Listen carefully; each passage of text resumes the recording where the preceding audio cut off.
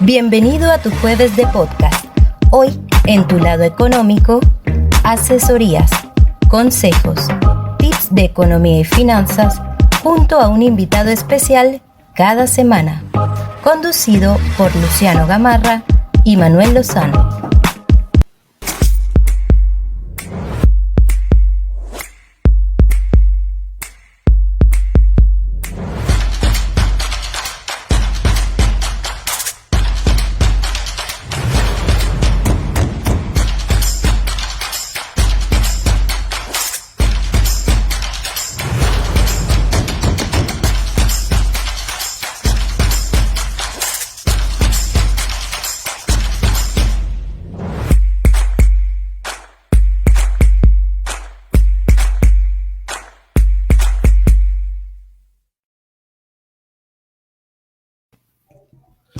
Hola, buenas tardes, ¿cómo están todos? ¿Cómo estás, Luciano? ¿Cómo te va?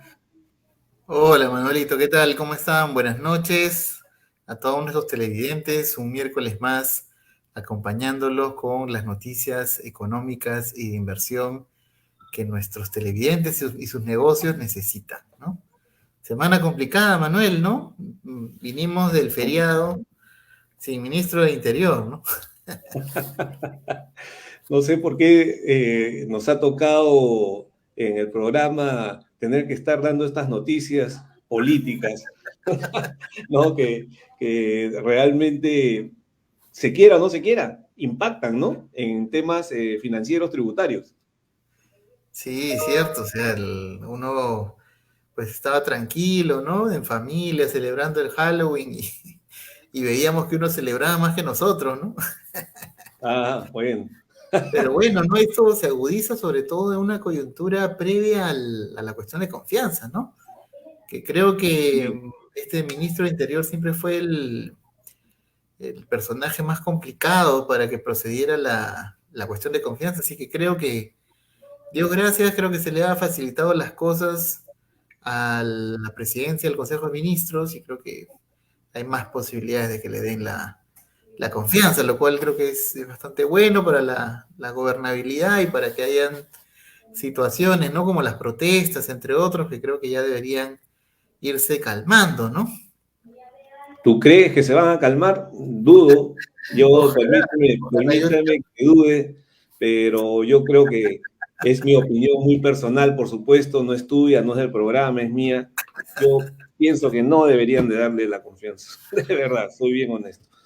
Bueno, Pero bueno, ya pero no dependerán de los darle, políticos. sí, discúlpame, Manuel, sí, pero digo, pero no darle la confianza implicaría que ya gastaste una bala de plata, ¿no?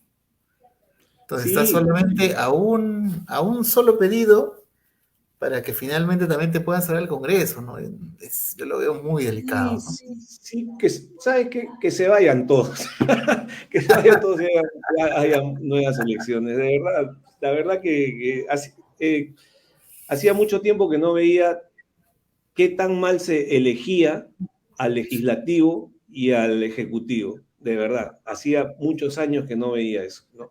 Y lo peor de todo es que esto en un país trae consecuencias muy complicadas, económicamente hablando, ¿no? Muy complicadas.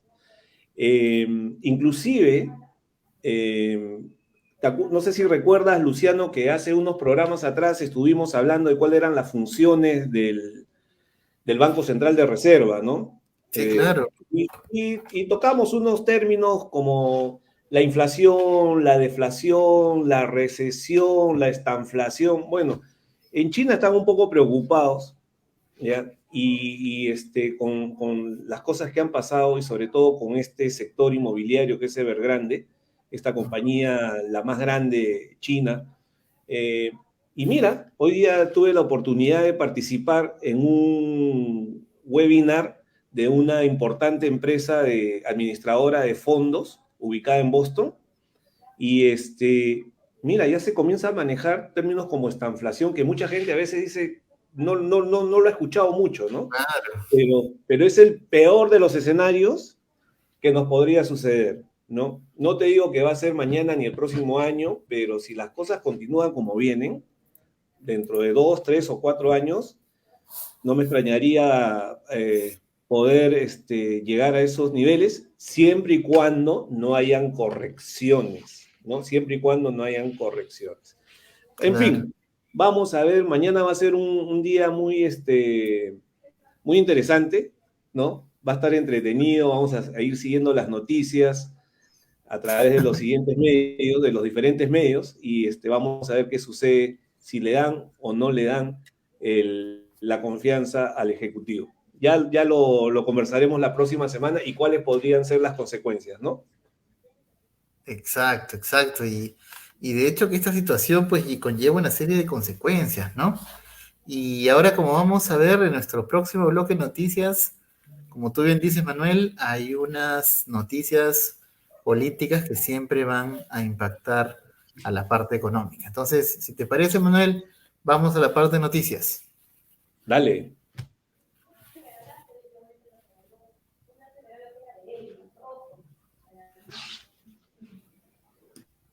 Perfecto. Entonces, ahora, las noticias y con lo que siempre usualmente comenzamos, Manuel, es la evolución del dólar, ¿no? Hace unos días salió un cuadro en el diario Gestión exactamente de la evolución del dólar desde que comenzó el gobierno de Pedro Castillo. Y te das cuenta, prácticamente el 28 de julio, el dólar se pasó de 3,90 a 4,05 desde que prácticamente desde juramentación.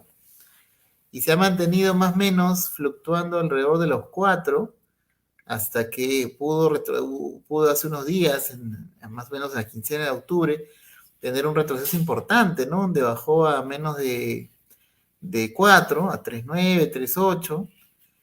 Y lo que se ve ahora es una tendencia otra vez al alza, ¿no? Hemos vuelto al nivel de 4, ¿no? Raspando el 3, pero ya a 4, justamente asociado a las protestas mineras, pero sobre todo ahora las declaraciones del propio presidente, ¿no?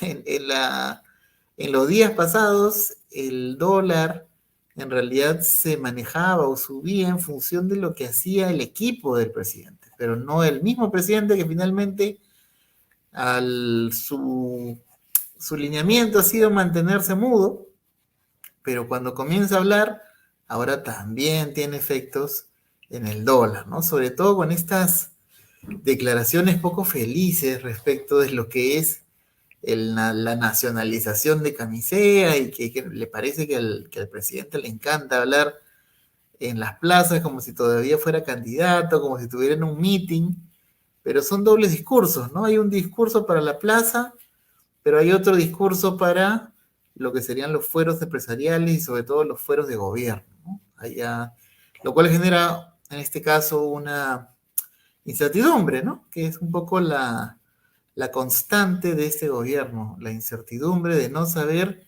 qué es lo que va a pasar, qué es lo que van a hacer, qué es lo que mañana va a suceder, ¿no? No sé tú qué piensas, Manuel, ¿cómo ves el tema del dólar? Manuel, creo que tienes que activar tu audio. Sí, disculpen. Sí, de verdad es interesante todo lo que has comentado, pero también tienen que ver muchos otros factores, porque vivimos en una globalización y el mundo también está cambiando por varios continentes, ¿no? Estados Unidos, por ejemplo, está hoy día, y justamente al final voy a tocar ese tema, se está hablando mucho de un término americano que le llaman el tapering, ¿no? Y justamente los mercados hace unas semanas estuvieron volatilizando mucho. ¿Por qué? Porque ya intuían de que ya esa política de liquidez que estaba inyectando el mercado americano iba a comenzar a disminuir. Entonces, el mercado volatilizó mucho y, bueno, ya se dio la noticia de que efectivamente va a disminuir esas inyecciones de liquidez, esos incentivos a la economía americana y, por lo tanto, pues, que quieren combatir la inflación, por supuesto, y por lo tanto también hace que los mercados en el mundo, los tipos de cambio, las bolsas, en fin, el mercado de bonos, todo se mueva a otros ritmos, ¿no? Ese es uno. Pero también lo otro interesante, ¿sabes qué cosa es, Luciano? No sé si te enteraste, es que ya la reserva, perdón, el BCR está incrementando a partir de este mes el encaje bancario, ¿no? Ujú. En soles, el encaje bancario en soles. Esa es una medida también que toma el Banco Central de Reserva justamente para poder contener más dinero en los bancos, ¿no? Y que ese dinero no salga hacia los mercados a consumir y que, por ende, la inflación siga subiendo. Lo que quieren es presionar la inflación hacia la baja. Igual, eso mismo va a ocasionar también una presión del tipo de cambio a la baja, ¿no? O sea, es parte de lo que está haciendo el BCR. Pero al otro lado tienes a un Bellido, ¿no? En el cual le sigue echando la culpa a Julio Velarde, que es el que está ocasionando que el tipo de cambio esté en los niveles que esté. Entonces, la verdad que por eso te decía al comienzo del programa, se ha escogido en estas elecciones muy mal a nuestros gobernantes, muy, pero muy mal, pésimo, pésimo cómo se ha elegido. Eso es lo que te podría comentar. Exactamente, y ya nos queda de aprendizaje, ¿no? De hecho que hay, y justamente es la siguiente diapositiva, por favor, la siguiente filmina, producción, justo va un poco acerca de cuáles son las consecuencias de nuestra elección, ¿no? A ver si pasamos la siguiente, por favor, en donde específicamente ha habido unas encuestas de que efectivamente se comprueba lo que tú estabas diciendo, Manuelito. De hecho que hemos votado mal, ¿no? No hemos sabido cómo votar y la propia gente se está dando cuenta de eso, ¿no? Porque solamente el 28%, es decir, hay un 82% que cree que Pedro Castillo, ¿no? Y obviamente el gobierno de Pedro Castillo y el equipo no tienen la actitud para reactivar la economía y el empleo. Es decir, que el gobierno actual carece de las herramientas, el conocimiento, la gente, el equipo, la disposición para mejorar las cosas. Con lo cual yo creo que ya la propia gente se está dando cuenta de que efectivamente se equivocó al votar, lo cual parte de nuestro aprendizaje, ¿no? Va a quedar como un aprendizaje para el futuro el hecho de saber por quién votamos, ¿no? Creo que han habido opciones distintas y que creo que podrían haber desencadenado un resultado mucho más favorable, ¿no? Ahora lo que tenemos es simplemente seguir con este barco hasta ver hasta dónde aguanta y ver exactamente lo que ocurre después de esto, ¿no? De hecho, que no solamente es continua, una continua puesta de errores por parte del gobierno, no solamente a nivel de medidas, sino también a nivel de la elección de miembros del gabinete y también inclusive respecto de lo que serían también las normas legales, ¿no? Hay mucha norma inconstitucional que está siendo mandada al Congreso o aprobada por el propio Ejecutivo, ¿no? Como tú te acordarás, Manuel, hace muy pocos días se aprobó mediante una resolución ministerial de mandar a los militares a la calle, ¿no? Sí. Para apoyar a la policía por temas de seguridad, según como dicen, pero esta resolución también tiene un peligro de que se considere inconstitucional porque la vía regular para justamente mandar a los militares a que puedan hacer alguna actividad es un decreto supremo. Entonces, inclusive hasta las normas no las están haciendo por el conducto regular, así que ¿qué es lo que podemos esperar de este gobierno? Realmente ya pocos mantienen la esperanza en que las cosas puedan llegar a mejorar, así que hay que estar muy atentos, revisar día a día cómo va la economía, cómo va el dólar, e ir tomando las decisiones necesarias. La siguiente, por favor. Entre otras noticias, también lo que tenemos, Manuel, es ya se comienzan a sentir algunos efectos de esta situación de incertidumbre, ¿no? Hay mucha gente que está optando por vender sus inmuebles, sus viviendas, ¿no?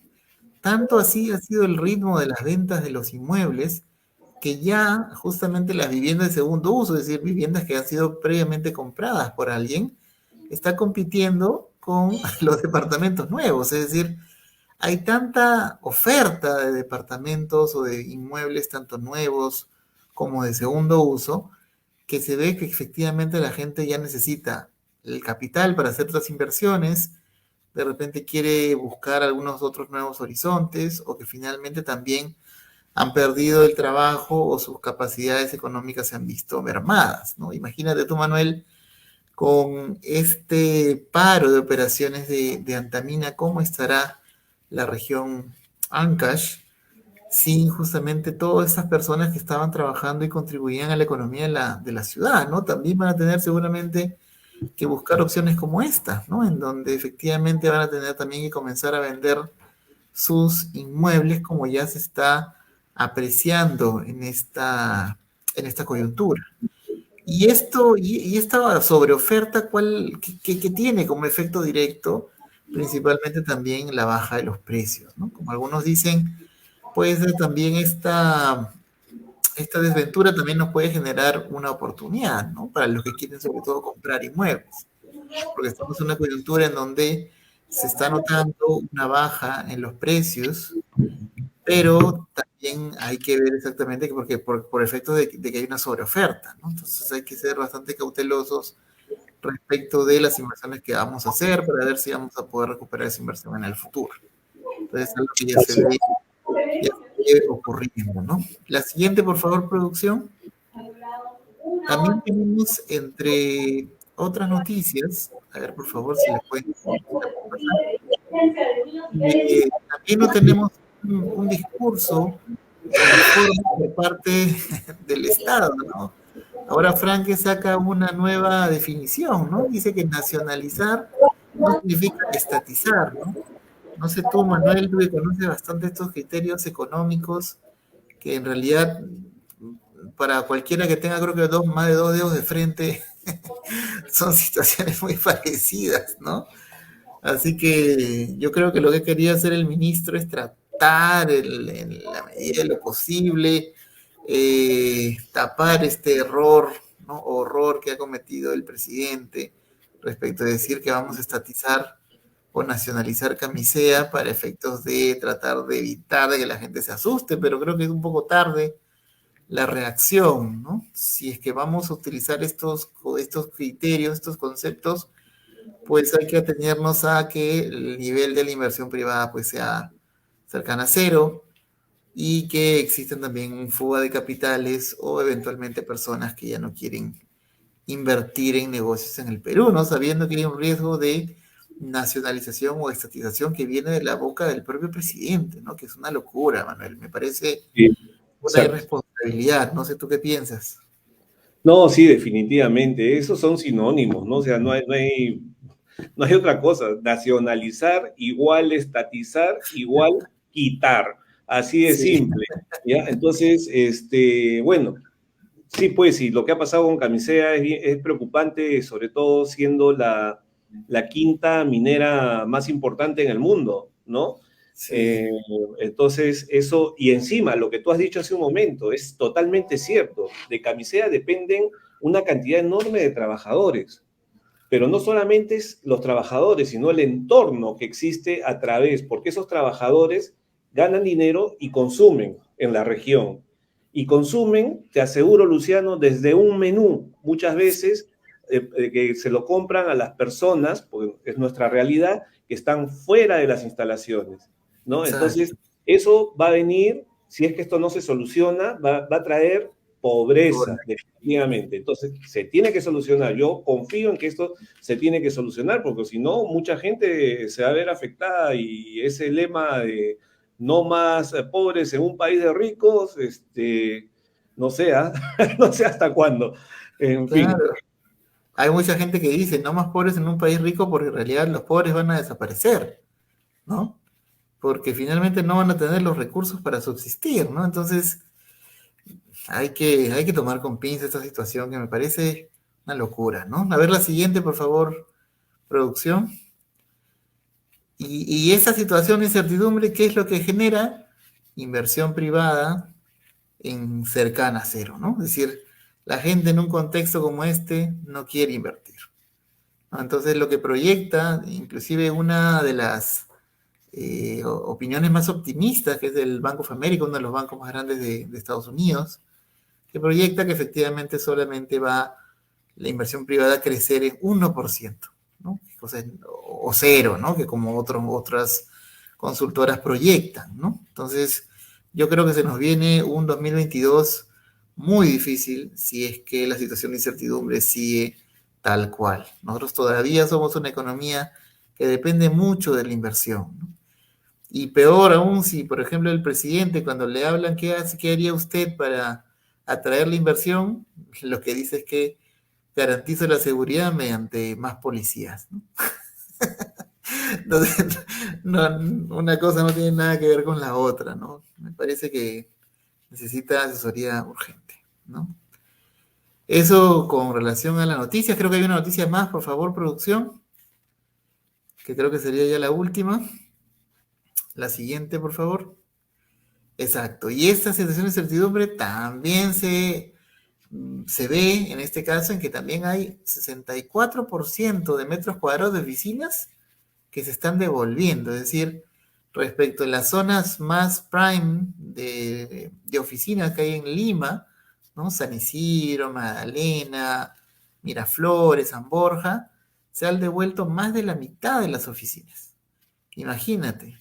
Un efecto puede ser la pandemia, pero otro efecto también puede ser que las personas y empresas están ajustando el cinturón, ¿no? Si pueden optar por oficinas más baratas o habiendo una cantidad increíble de departamentos o casas, o mandar a sus trabajadores a su casa a trabajar y ahorrarse el costo del alquiler, pues lo están haciendo, ¿no? Imagínate, más de la mitad de las oficinas que estaban ocupadas ya han sido devueltas. Así que esto no es nada alentador para lo que sería la economía y sobre todo para la inversión inmobiliaria, ¿no? ¿Quién se atrevería a construir más oficinas cuando más de la mitad está siendo devuelta, ¿no? Claro, y sobre todo que existen fondos privados que han sido estructurados en base al alquiler de oficinas, ¿no? Entonces, esos han estado sufriendo y están sufriendo y seguirán sufriendo en los próximos meses, pero eso no básicamente ahí sí hay que ser honesto, no ha sido por el tema político básicamente, sino por la pandemia, ¿no? Ya muchas oficinas, muchas empresas han decidido comenzar a trabajar desde sus casas, muchos de los funcionarios ejecutivos, y otros se han achicado porque ya no necesitan 2 o 3 pisos, sino en un solo piso pueden armar todo un equipo, ¿no? Y definitivamente, pues, en el caso de los fondos, este fondo privado que tiene que ver con el alquiler de las oficinas Prime, tengo noticias de que hay muchos administradores de estos fondos que cuando el cliente le dice necesito mi capital, que por miedo ha ido a recuperar el capital, le han dicho en este momento no tenemos la liquidez para poder devolver el capital, ¿no? Entonces, esas cosas están pasando. Por eso es muy importante, pero sumamente importante, diversificar. Por ejemplo, si yo tuviese 100.000 soles y ese es todo mi capital, o tuviese $100.000, no lo voy a poner en algo, en un solo sector, ¿no? En un solo sector, porque si ese sector se cae, no voy a tener liquidez. Hay fondos que son más amplios, que invierten en un solo fondo en 2 o 3 tipos de estrategias, ¿no? Y hay otros que pueden decir, ¿sabes qué? De mis 100.000 voy a colocar 20.000 en este fondo, 40.000 en este, ¿no? Pero el problema es que muchas veces los inversionistas lo que buscan es ¿cuál paga más rentabilidad? Ya todo mi dinero ahí. Y eso no es sano.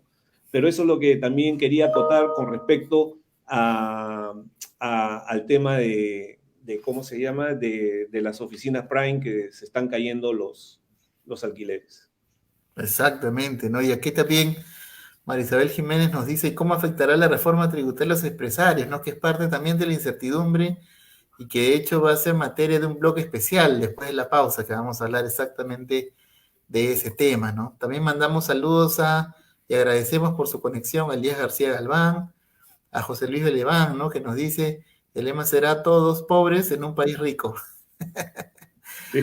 Así como Isabel Jiménez, que siempre nos sigue semana tras semana, ¿no? Sí, Y así se genera ese genera pues así terminamos el bloque de noticias, Manuel, y creo que ahora nos toca pues irnos con nuestro querido amigo Gino Michelini con los 5 de Michelini. Vamos con Gino. Vamos ahí.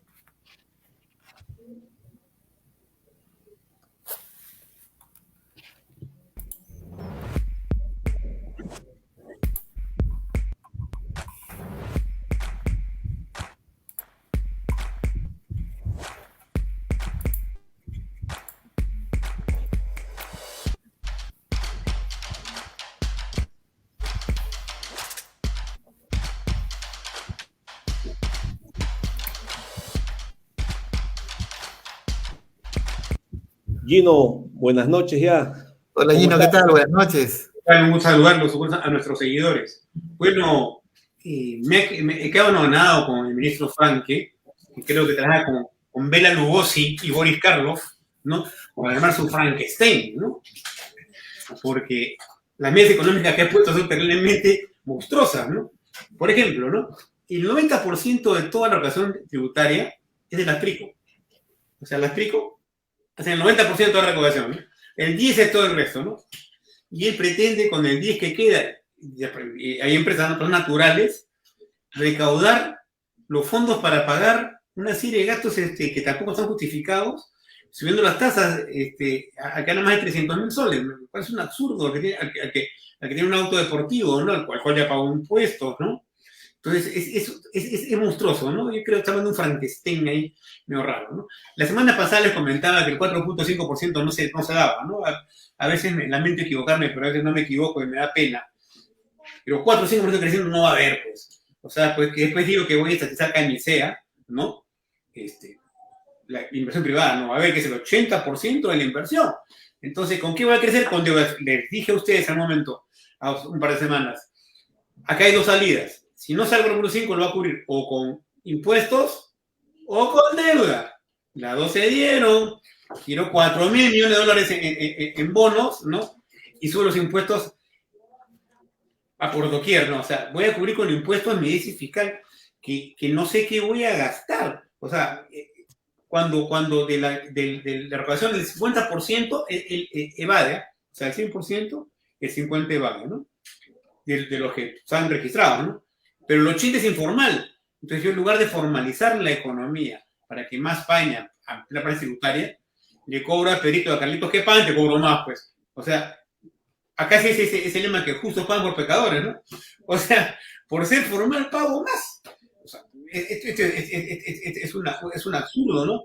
Y el tema que no se aclara hasta ahora es el tema de Camisea, lo cual me llama la atención, porque el 30%, el 5% se vuelve a reinyectar al pozo porque no hay dónde colocarlo. Y le echan la culpa que no hay ductos. Y los ductos, ¿quién los hace? El Estado, ¿no? O sea, hablemos de Humala, ¿no? PPK, Vicarra, toda esa gente nunca hizo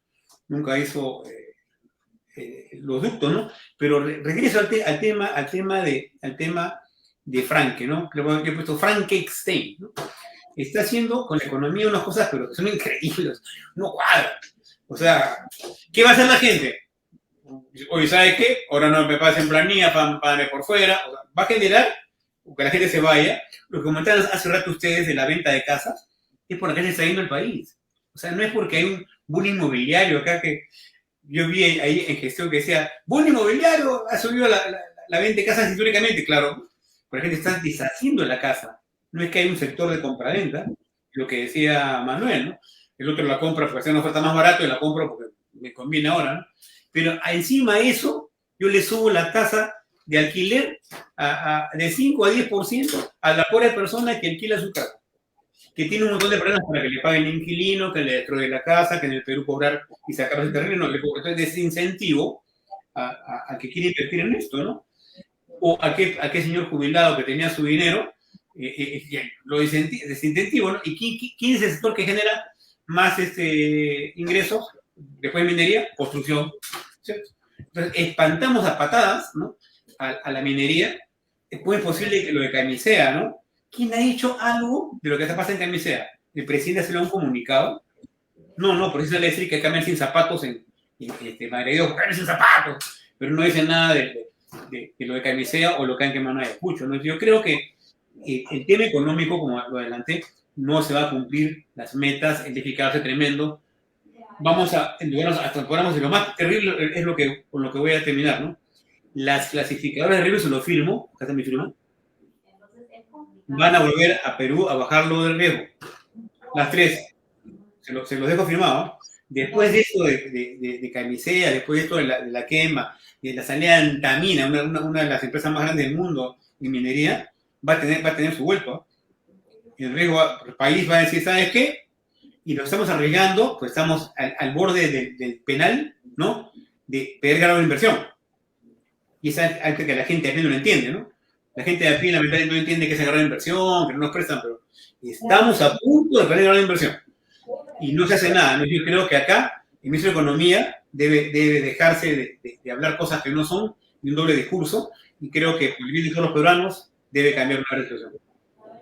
Exacto. Gino, antes de que te retires, eso lo del grado de inversión es muy peligroso, porque si nos llegan a bajar y nos consideran ya no grado de inversión, las cosas van a empeorar, ¿no? La semana pasada o antepasada, no recuerdo, hablaba algo así como que es cuando uno tiene, hasta ahora se sigue hablando del Infocor, ¿no? Una persona natural, si un banco te va a prestar, te va a analizar cómo estás en el Infocor, ¿no? Ya, igualito va a pasar con el país, o sea, nos bajan de grado de inversión y vamos a estar no muy bien vistos y para poder hacer... Estamos a un pesito así, ya, pues triple D menos ya te fuiste, ¿no? Estamos en triple D ahí, en triple D más, y uno con tendencia a la baja, o sea, uno más no baja y chao. Y lo que va a pasar es que conseguir préstamos es sexualmente difícil, o las tasas de interés van a subir de esta manera, lo cual no solamente van a ser para los bonos, también van a ser para los bancos que intermedian fondos y van a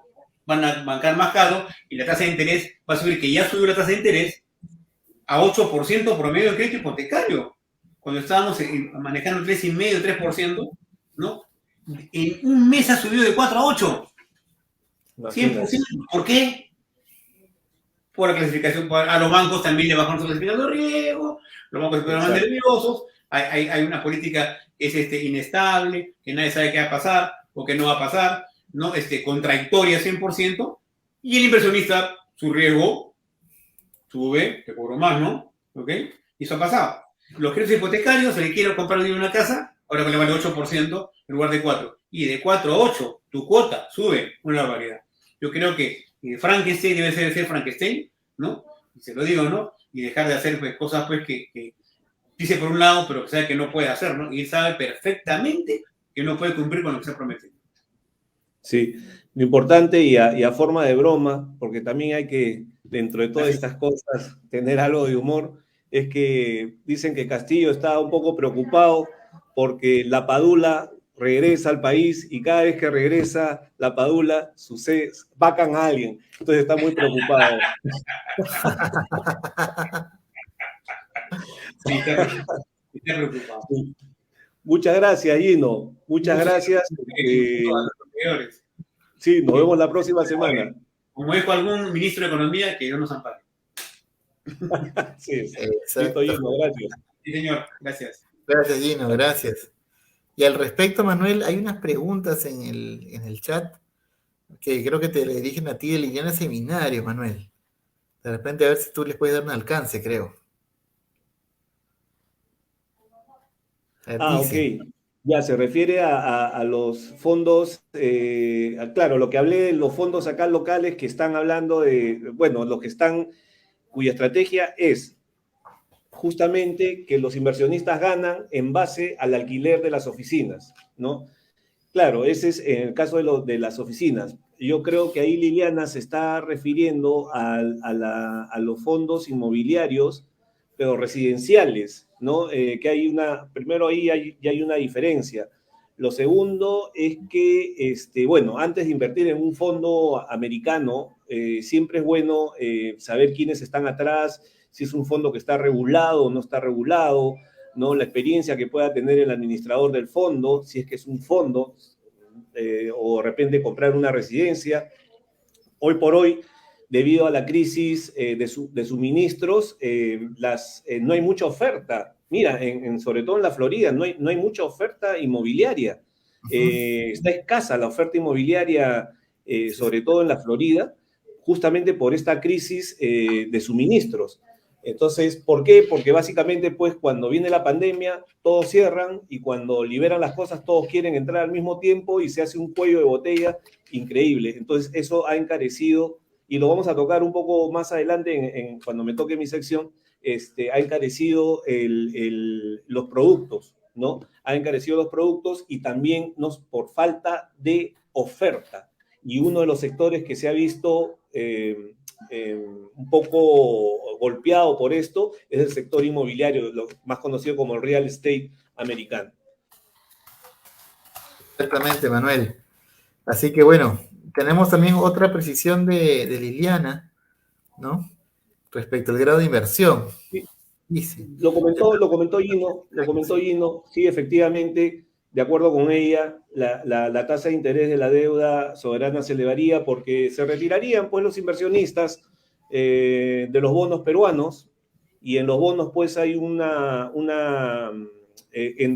relación inversa entre el precio y tasa, ¿no? Entonces, cae el precio, se eleva el yield o se eleva la rentabilidad del bono. Entonces, sí, de acuerdo con ella, eso pasaría si es que nos bajan cada vez más el grado de inversión. Exactamente, Manuel. Y bueno, habiendo contestado estas preguntas, nos vamos a una pausa y volvemos. Volvemos.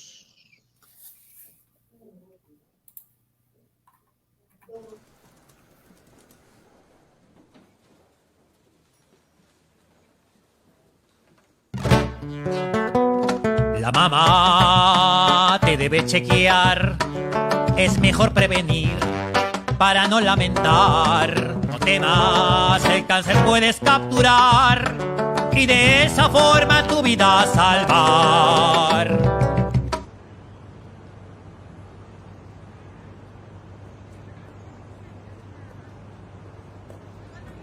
Lo hiciste, lo mejor es un chequeo preventivo. Por favor, no esperes a tomorrow. Anda hoy, hay que capturar el cáncer. Los Juanilos son criollazos. Bienvenidos a nuestro movimiento. Aquí entrenamos 24/7. Somos fuerza y esfuerzo. Y cuando conseguimos una victoria, nos preparamos para la siguiente. Únete al movimiento para que nuestro movimiento no pare. Este 6 de noviembre, súmate a la Teletón. En mi fuerza estás tú. Listo, estamos de retorno, Luciano. Estamos de retorno, Manuelito. Entonces ahora vamos a comenzar. ¿Qué nos tienes? Con nuestro bloque legal que viene un poquito cargado de cosas. Vamos a tratar de... Me da miedo siempre, me da miedo tu bloque legal tributario, pero yo sé que eres un gran profesional y un especialista y podrás ayudar a todos los que te hagan las consultas. No, y exactamente, y si existe algún cliente que está preocupado, nervioso...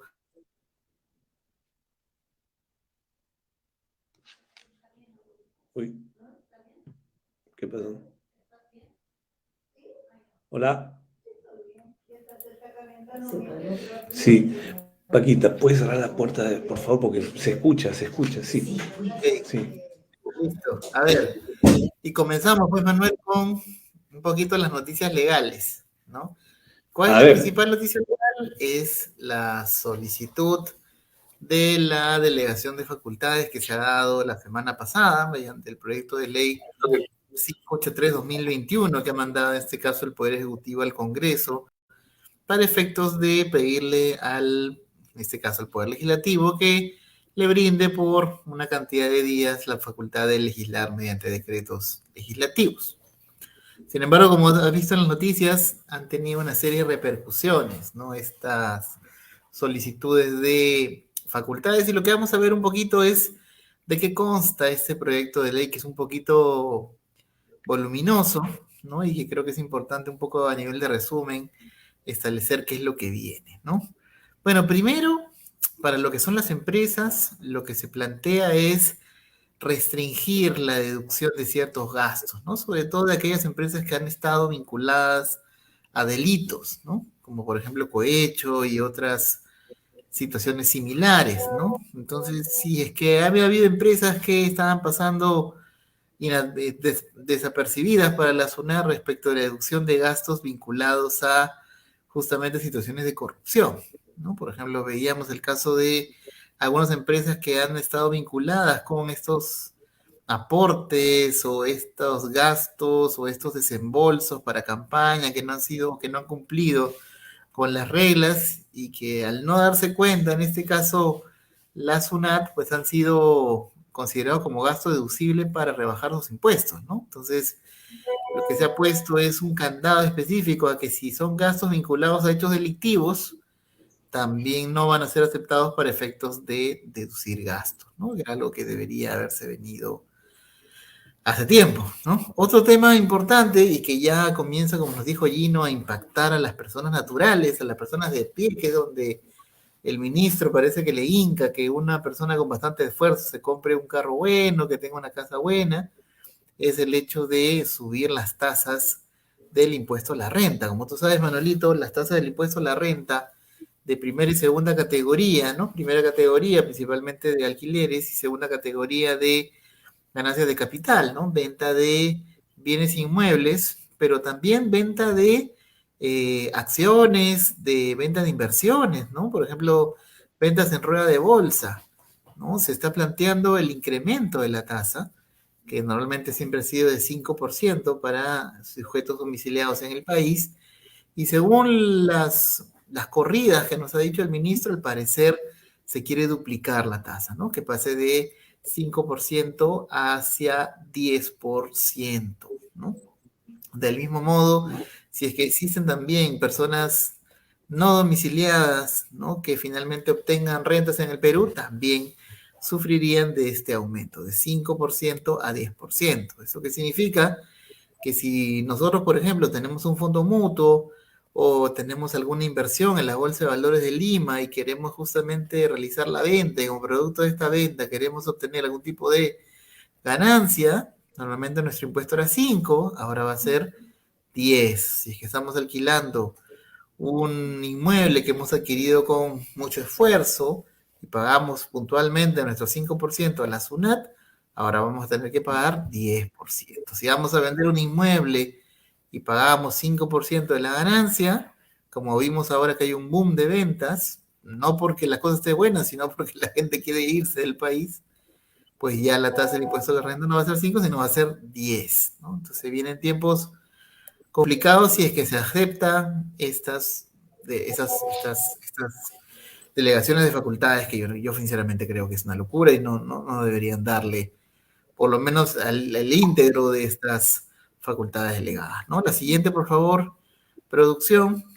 Tenemos también dentro de este paquete de reforma tributaria también mucho énfasis en lo que es el sector minero, ¿no? Hay unas contribuciones y tributos especiales como regalías mineras, impuesto especial a la minería y gravamen especial a la minería, que son una suerte de contraprestaciones y tributos que se han impuesto de forma adicional a la minería, sobre todo para que aquellas empresas mineras que tenían convenios de estabilidad o convenios de garantía, en los cuales obviamente se les congela el régimen tributario para que no se les apliquen nuevos impuestos mediante estas contribuciones, estas contraprestaciones especiales, se les obligó a estas empresas que tenían estabilidad, obviamente, a contribuir un poquito más, ¿no? Y al parecer se les pretende subir las tasas de estas regalías, impuestos especiales y gravámenes especiales a la minería. Se le plantea, en este caso,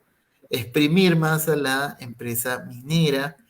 Del mismo modo, también para aquellas empresas mineras, es decir, para aquellas nuevas inversiones que realiza una empresa minera, de repente quieren abrir un proyecto, una unidad minera adicional, quieren comenzar a explorar, si una empresa extranjera quiere comenzar a invertir en exploración y explotación, y obviamente, como saben que vivimos en casi un país bananero, en donde las reglas se cambian cada año, y los impuestos suben, bajan, y no tienen previsibilidad, pues, ¿qué hacen? Acceden justamente a estos convenios de estabilidad jurídica, ¿no? Que normalmente te estabilizan la tasa actual, ¿no? Que actualmente tenemos 29.5%, o te la aumentan en algunos casos en un par de puntos, ¿no? Lo que quiere hacer en este caso el gobierno es estabilizarse, pero una tasa mucho más alta, ¿no? Si era de 32, quiere estabilizar una tasa de 35, 36%, ¿no? Lo cual creo que también con esta paupérrima proyección de inversión privada, creo que nadie va a querer venir a invertir, si también va a tener que pagar un impuesto a la renta muchísimo más alto, ¿no? Y sobre todo con la incertidumbre que tenemos. Entonces hay que tomar en cuenta esta situación. La siguiente, por favor, producción.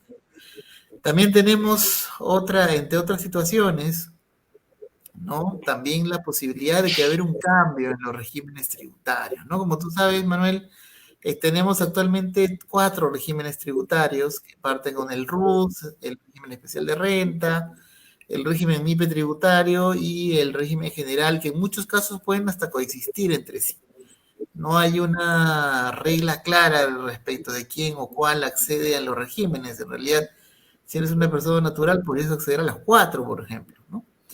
Entonces, lo que se planea es de orden en estos regímenes para que obviamente sean regímenes progresivos y obviamente sea un régimen más complejo conforme vas ganando más y conforme las empresas van siendo más grandes, ¿no? ¿Eso qué quiere decir? Que posiblemente para las empresas más pequeñas, las micro y pequeñas empresas, deben haber algunos tipos de flexibilización en la forma de determinación de los impuestos, ¿no? Lo cual podría ser una buena salida, pero hay que ver exactamente qué en específico se pretende realizar, ¿no?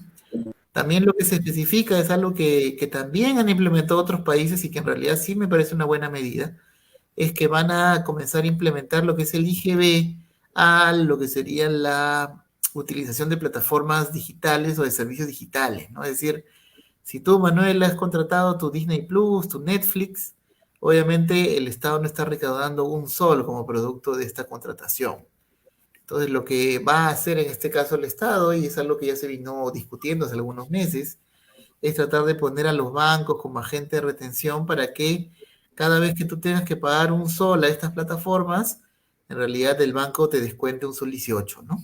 Porque vas a tener que pagar un IGB y este IGB lo va a retener el banco y el banco se lo va a pagar a la SUNAT. ¿Para qué? Obviamente para incrementar justamente el nivel de recaudación y obviamente para que estas empresas extranjeras pues puedan competir con las locales, que también hay una serie de empresas también digitales en similares condiciones, ¿no? Porque no puede ser de que si yo, por ejemplo, soy una empresa peruana y quiero hacer mi propio streaming peruano, yo sí tengo que facturarle al cliente local con IGB y viene un Netflix que desde el extranjero le cobra al mismo cliente peruano y no paga IGB, ¿no? Es también una competencia desleal que se pretende neutralizar mediante la imposición de este IGB, ¿no? De hecho, que vamos a ver si es que esto también impacta en el cambio de estas tarifas, porque de acuerdo a las condiciones y términos que nadie lee cuando opta por bajarse estas aplicaciones, ¿no? Te dice que efectivamente este precio incluye todos los impuestos, así que posiblemente no vayan a cambiar las tarifas, pero hay que ver exactamente cómo quedan estas nuevas imposiciones, ¿no? La siguiente, por favor. Tenemos también, entre otras situaciones, algunas modificaciones al Código Tributario para reforzar lo que serían las controversias tributarias, van a hacer reducirse exoneraciones, se van a crear perfiles para los contribuyentes en función de su cumplimiento. Eso es algo novedoso, Manuel. Lo que quiere decir es que la SUNAT va a darte una suerte de etiqueta, como si fuera una suerte de sentinel, en el cual en función de tu comportamiento tributario, te va a decir, pues obviamente, si es que eres un contribuyente bueno, uno dudoso, uno que no se está comportando bien, y en función de eso también va a ir programando sus fiscalizaciones, ¿no? Es decir, que si tú eres un contribuyente diligente, que declaras, pagas siempre, lo más probable es que estés en una clasificación en donde no te fiscaliza nadie, ¿no? Mientras que si eres un evasor y tienes dinero en tus cuentas que no has podido sustentar, vas a caer en una condición de, efectivamente, de mayor riesgo y por tanto la SUNAT te va a fiscalizar antes. La siguiente, por favor. Tenemos también dentro del paquete tributario otro tipo también de medidas, ¿no? Por ejemplo, de tratar de fiscalizar aquellas empresas que no tengan capacidad operativa, ¿no? Hay algunas empresas, Manuel, que no tienen ni un solo empleado en planilla, y aún así facturan miles o hasta millones de soles. Entonces, lo que va a haber es una nueva calificación de las empresas en función de lo que le llama su capacidad operativa. Si tú no tienes la capacidad operativa en cuanto a personal para poder, en este caso, generar el dinero que generas, vas a estar en una situación de riesgo en la cual la SUNAT te va a fiscalizar o eventualmente va a proceder a cerrar las empresas o presumir incumplimientos tributarios. Ello con dos situaciones. Primero, ver que efectivamente no existan empresas fantasma, y por segundo lugar también impulsar a que las empresas puedan llegar a contratar más personas, ¿no?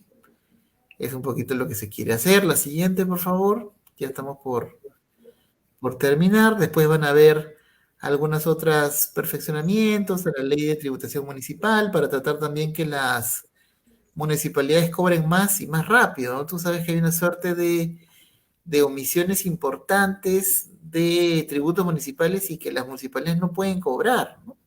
Se les va a dar algunas facilidades también a municipalidades para el cobro de estas acreencias también, ¿no? La siguiente, por favor. Y también tenemos algunas más, ¿no? Que se va, en este caso, a dar algunos beneficios del sector acuícola y forestal, que se le había dejado de lado en esta reforma de la ley agraria, ¿no? Se va también a agilizar el sistema de las devoluciones y también se va a incorporar la obligación de archivar, almacenar y conservar libros contables, ¿no? Por parte de las empresas, ¿no? Para efectos de facilitar el intercambio de la información. Es decir, posiblemente las empresas no solamente van a tener que llevar libros contables, sino que la documentación de respaldo también tendría que ser subida a una nube que esté a disposición de la SUNAT para efectos de que esta información la pueda compartir con otros países, ¿no? Esos son un poquito los principales puntos de la reforma fiscal. Tenemos un par de noticias, a ver las siguientes, por favor. Producción. Primero, de que también existe una ola de fiscalización que va a estar enfocada en los youtubers, ¿no? Porque los youtubers tienen que tributar como empresas y hay muchos que no están pagando impuestos, así que se viene mucho la fiscalización a estas personas. La siguiente, por favor. Tenemos también como novedad lo que comentamos, ¿no? De que efectivamente va a aumentar el impuesto a las ganancias en bolsa, ¿no? De 5 a 10%, así que aprueban la delegación de facultades. Y también, la siguiente, por favor, que creo que es la final, también van a establecerse una suerte de ajustes a lo que son las deudas tributarias, ¿no? Como tú sabes, hay muchos de nuestros televidentes que dicen, ¿por qué siempre la SUNAT cobra a los chiquitos y a las empresas grandes nunca les cobra impuestos, ¿no? Y la respuesta no es que no les cobre impuestos, sino que la mitad de las acreencias que tiene la SUNAT por cobrar están judicializadas. Y la judicialización de esto implica de que la SUNAT no pueda llegar a cobrar en más de 3 o 4 años, ¿no? Es más, el más del 50% de las deudas que tiene por cobrar la SUNAT están todavía en reclamo, en apelación o en el Poder Judicial. Y lo que nos dice también las estadísticas que han sido publicadas también por gestión es que de cada reclamo, más o menos, el 50% son declarados infundados, ¿no? Mientras que un 36% sí se declaran fundados, ¿no? Entonces también hay una suerte de atoro en cuanto a la resolución de los casos tributarios, que también con esta reforma se esperan agilizar, por lo menos en algún sentido, ¿no? Estos son un poquito los temas que quería comentar rápidamente con nuestros televidentes, y si tienen alguna duda o consulta adicional, creo que nos pueden ayudar o nos pueden contactar mediante el chat o los mensajes a Estudio Gamarra y Asociados en Facebook, LinkedIn o Instagram. Y tenemos una pregunta de Isabel Jiménez que nos dice, ¿cómo afectaría el impuesto a la renta a los inversionistas en fondos? Si aprueban la delegación de facultades, va a ser más caro el hecho de obtener ganancias, ¿no? Va a pasar de 5% a 10%. Es un poquito lo que tenemos, Manuel, respecto a la parte legal. Sí, Creo que nos tenías también por la parte de inversión. Sí, sobre lo último que pregunta Marisabel, afecta, aparte definitivamente de pagar más impuestos, te afecta la rentabilidad. Tu inversión va a ganar menos. Eso Además, también, a veces está medio escondido tema. Sí, yo creo que nos vamos de frente nomás, por favor, porque ya estamos casi con el tiempo. Y quería yo comentarles, últimamente se está hablando mucho en los mercados globales del tapering. ¿Qué es el tapering? ¿No? El tapering, voy a tratar de ser muy... A ver, un momentito, por favor. Voy a tratar de hacerlo lo más simple posible, la explicación. No sé si se está viendo la pantalla ahí en este momento. No, todavía no, Manuel. A ver, inténtalo nuevamente. Ahora sí ya se está cargando. Ahora sí. Ok, Listo. perfecto. ¿Ya está ahí? Sí, se ve bien. Okay. Bueno, la Reserva Federal decidió aplicar el tapering en su economía. Ahora vamos a ver exactamente qué es esto. El tapering llegó, lo que los mercados estaban asumiendo hace unas semanas atrás y que hizo volatilizar el mercado porque decían va a haber menos incentivos en la economía americana, la Reserva Federal va a subir las tasas, eso va a originar que los mercados volatilicen, cosa que sucedió porque en las inversiones y en los mercados globales realmente cuando las cosas llegan, como en este caso que llegó el tapering, el mercado ya hizo su descuento, ya asumió de que eso va a pasar y cuando sucede, está tranquilo, se queda tranquilo el mercado. Pero antes de explicar lo que es el tapering, ¿qué pasó antes del tapering? Lo que sucede, y esto ya vino desde el 2008, en esa época el presidente de la Reserva Federal era un señor de apellido Bernanke, ¿no?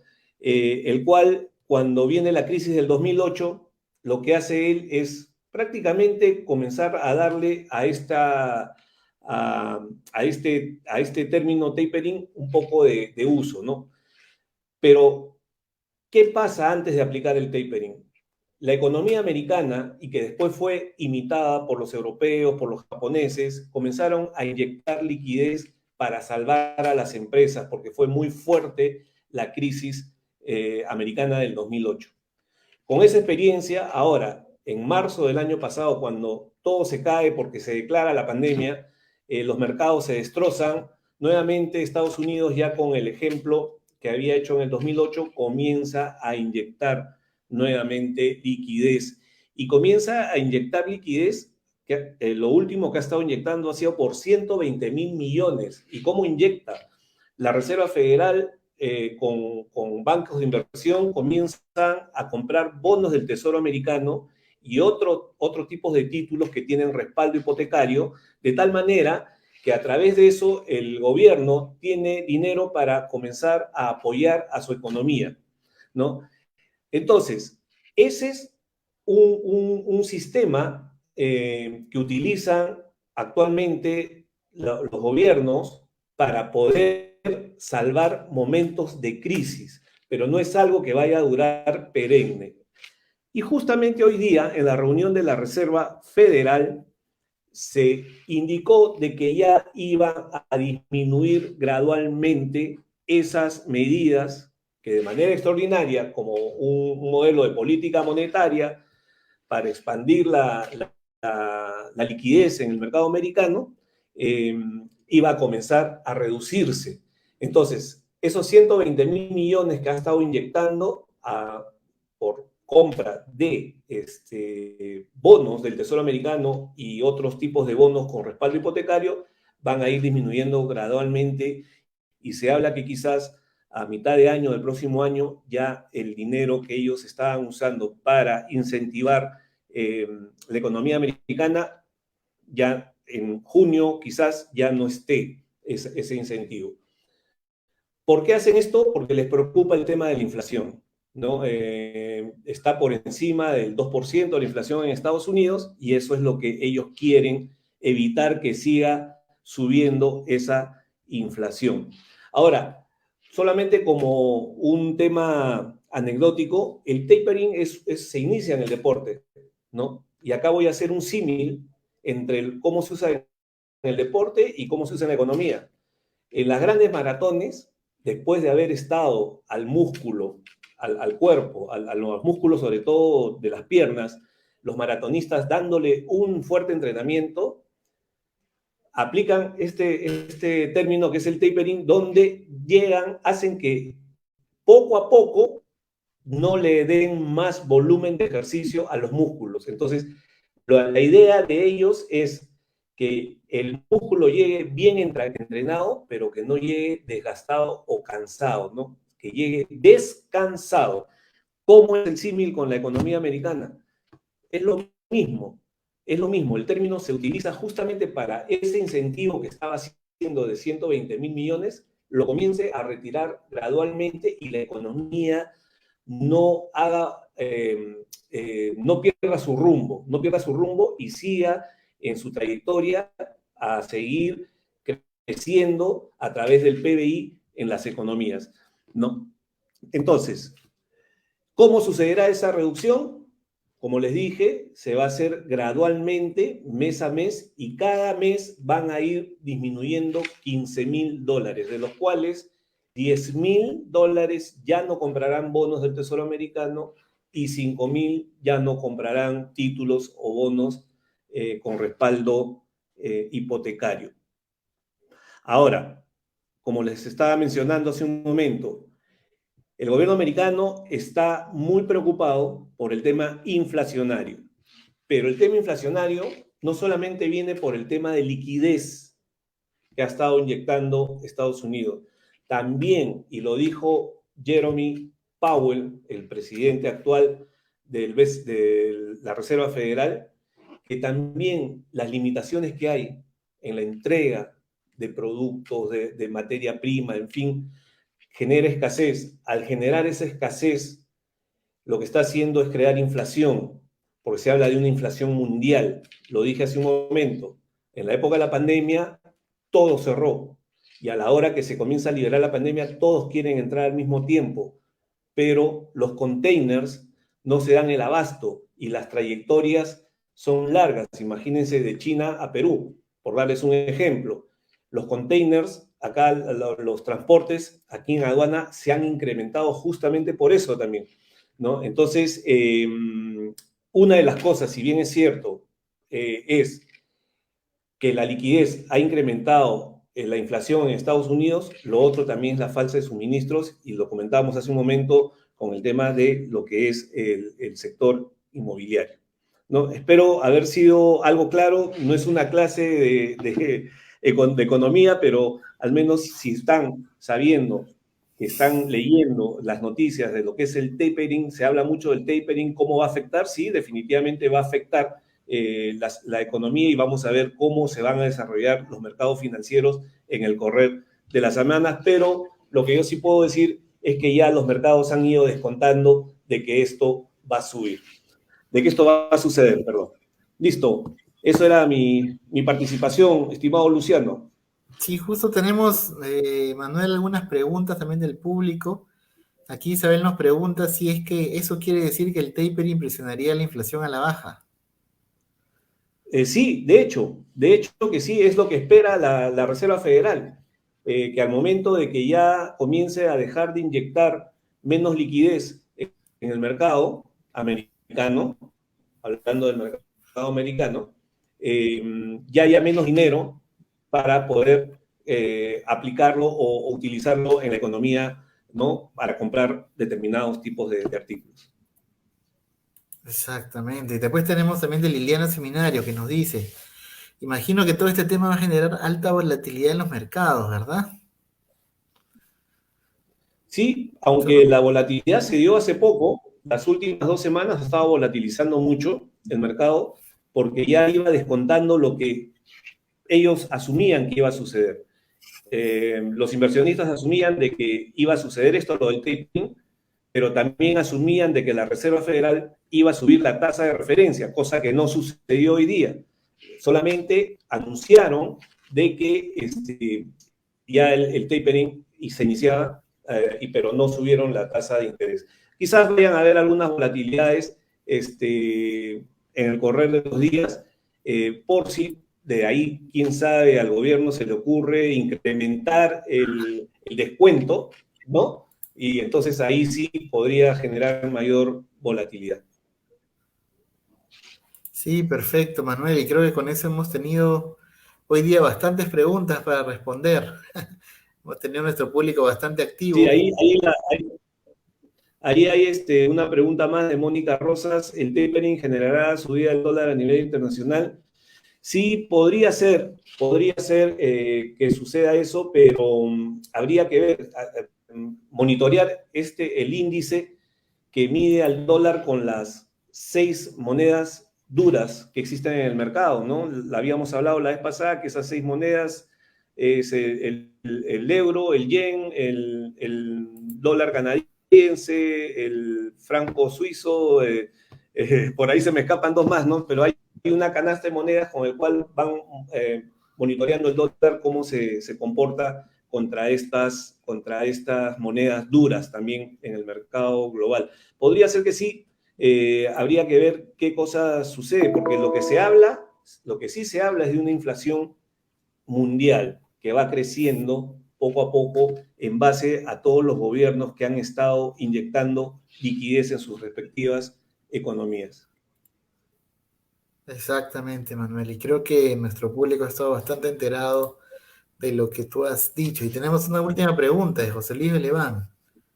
Dice, aparte de la situación política, la inflación de Estados Unidos, ¿en qué medida repercute al alza del dólar local, Manuel?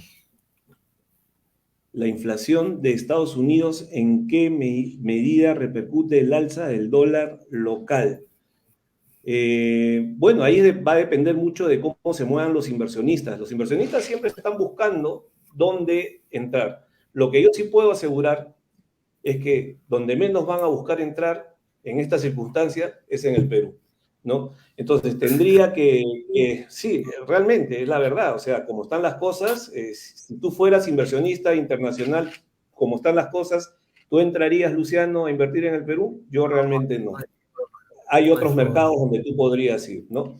Entonces, sí, con el encaje que ha sido incrementado por el Banco Central de Reserva, con la forma como tiene de intervenir el mercado el Banco Central de Reserva, el Banco Central de Reserva elevando la tasa de referencia, lo que yo creo que podría suceder es que están tratando de presionar a la baja el tipo de cambio, ¿no? Quitando liquidez del mercado para que la gente no salga a comprar más dólares y también para evitar que siga la inflación un rumbo ascendente. Eso es lo que yo le podría comentar a José Luis Beleván. Perfecto, Manuel. Creo que con eso ya no hay más preguntas, así que ha estado muy interesante el programa el día de hoy. Para cualquier pregunta adicional pueden mandar un inbox seguramente a Index Perú, a las redes sociales. Y si tienen alguna duda tributaria, también a las redes sociales de Estudio Gamarra y Asociados, en Facebook, LinkedIn y Instagram. Así que nada, recuerden, compañeros, si es que tienen algún tema que quieren que nosotros tratemos en nuestros programas, nos pueden mandar un inbox o también escribir a las redes sociales de NTV Oficial. Y con nosotros nos vemos hacia el otro miércoles, Manuel. A ver con qué noticias nos sale nuestros políticos. Listo. Exacto. Ojalá que haya. Hasta luego. Chao. Hasta el próximo miércoles. Gracias por escucharnos y recuerda seguirnos en nuestras redes sociales como Estudio Gamarra y Asociados.